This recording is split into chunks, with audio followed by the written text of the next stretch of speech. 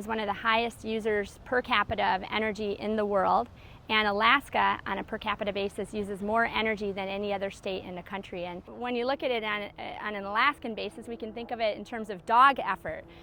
I did ride in Yukon Quest Musher, and the dogs actually consume about 10,000 calories a day when they're working on the trail. And if you looked at the amount of energy that's being used by the average Alaskan today, it correlates to about the same amount of energy that 55 dogs would take running the Iditarod or the Yukon Quest. When we look at it that way, it's quite a lot of energy that we use here in Alaska to meet our daily needs for heating, transportation, and power generation.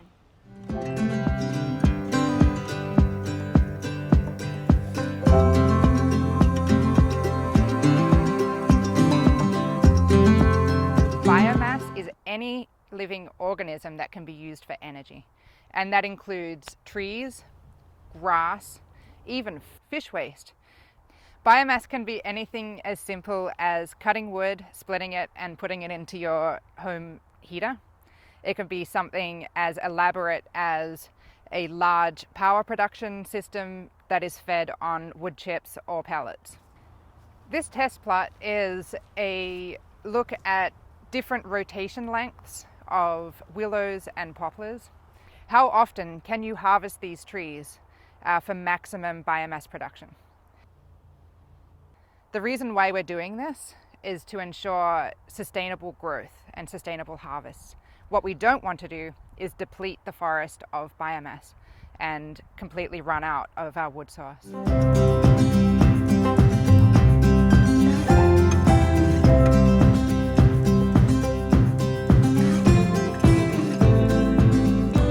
In Fairbanks here, according to Golden Valley, about 32% of our local power is generated from coal, which comes from the Usabelli coal mine about 60 miles south of Fairbanks. Coal has got kind of a bad rap lately, but economically it's just really hard to beat. In Fairbanks here, it's about $4 a million British thermal units at MMBTU, compared to diesel fuel, which is about $32 an MMBTU. With proper controls on the power plants, you can have very clean burning coal. About 43% of our power comes from oil. Oil can be very expensive. It comes down the Trans-Alaska Pipeline. Oil's been as high as more than $100 a barrel.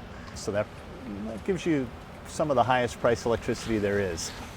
Then you can compare that with the diesel that is flown out to the villages or barged out to the villages, which is another source of power for them, and they're paying about $7 a gallon for diesel fuel. People are concerned about the future of fossil energies. Is there going to be oil? Are we running out of oil? What's the future of natural gas? Are we running out of natural gas? We still need to see advances in technology or increases in exploration to get to 98% of that endowment that's here in the United States.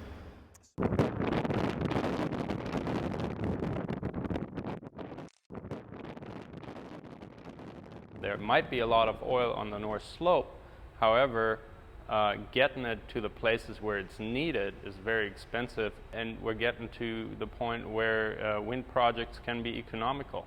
Our laboratory is set up to mimic a fairly standard Alaskan remote microgrid.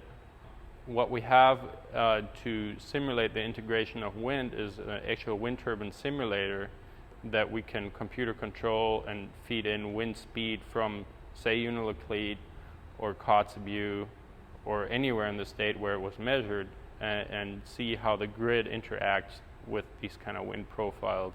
Wind and diesel working together is actually one of the biggest challenges, just because wind is a highly variable resource.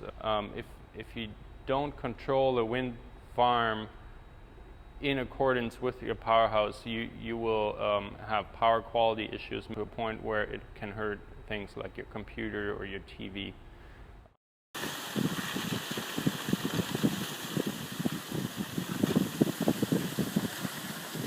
In a dam, you have water stored as a head, so you have a lot of potential energy, and you're converting that potential energy into kinetic energy as it falls over that head. And that's a traditional power source. In hydrokinetics, you're taking a river that is flowing in its natural channel and you're placing a generator in that river, so you're taking advantage of the kinetic energy of it that already exists in the river. We have a test site located at Nenana, Alaska on the Tanana River, and for the past 4 years we've been doing characterization studies of the Tanana River, things like how much power the river has, how much turbulence is generated. A major impediment for successful operation of these devices is debris, as it floats down the river and impacts the devices and either clogs the system or actually can cause physical damage to the system. And so last summer we conducted studies with the debris diversion device that we developed and showed that we can in fact control debris and divert it.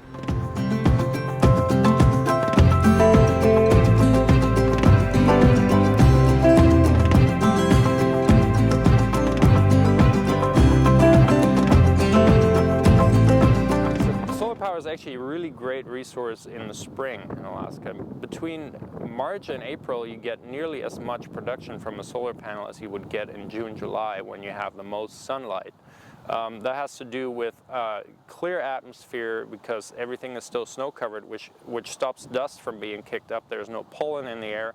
And in addition, that snow also reflects a lot of sunlight, so it's really bright out. Everybody that lives out in rural Alaska and has spent some time out in the woods or in the tundra knows that once the sun is out, you do need sunglasses, and that is exactly the effect. You get a lot of reflectivity off the snow. It's really bright and you're making a lot of solar power. In addition to that, the way solar panels work with their semiconductor connections is they're more efficient when it's cold. The colder the better, actually. So you can actually see, like, starting end of February, early March, you start to make a lot of solar power, and that runs all the way into the end of August, middle of September.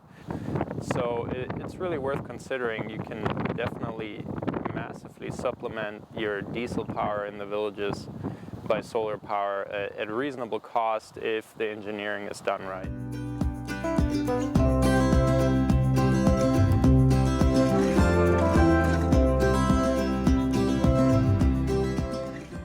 Alaska has some of the best geothermal resources in the world, including both high temperature resources in the Aleutians, where you can essentially extract steam directly from the earth and use that to generate power using a steam turbine, the same kind of technology that you'd use for a coal-fired power plant or even a nuclear power plant. Very well established worldwide. There aren't any operating systems in Alaska today because a lot of those resources aren't located close to population centers that could take advantage of that kind of power generation. In the interior, we have lower temperature geothermal resources that are basically associated with hot springs. There's over 30 of them in the interior of Alaska, and those can also be used for power generation, but using a slightly different kind of technology. Since they're not high enough temperature to produce steam directly, what you do is you actually use that heat to boil some kind of an other substance into a vapor, something that has a lower boiling point than water, and then you can use that to drive a turbine and generate power. And that's the kind of system that's been installed at Chena Hot Springs in interior Alaska.